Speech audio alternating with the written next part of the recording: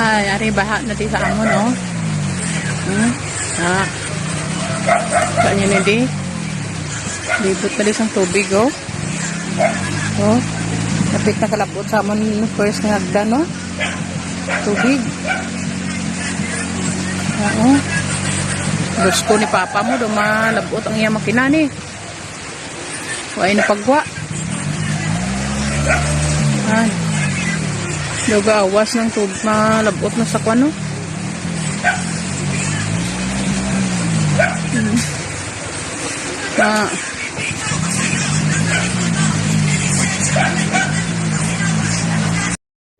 Ayan po, sa nakita nyo, mababa pa lang yung tubig nung kahapon ng umaga. So taga Baywang daw nga ng kapatid ko, yung isang kambal. So ayan po, nung pagkahapon, ito po yung nangyari. Ayan po, nung pagkahapon ganyan na po.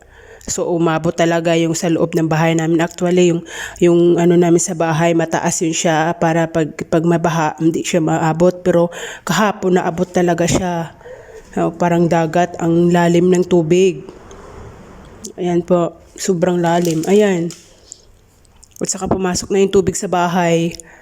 Hanggang dibdib na yung tubig ng tao. Ayan. Tabunan na yung mga halaman.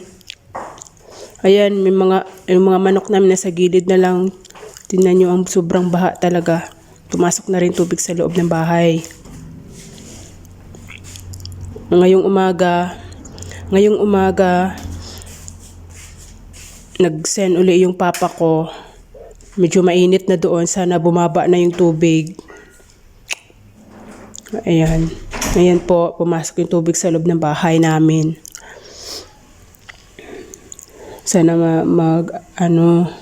ayan po yung ng mga manok. Kung saan sila tutulog, nabutan din ng tubig. Yung sasakyan ng papa ko, nalubog.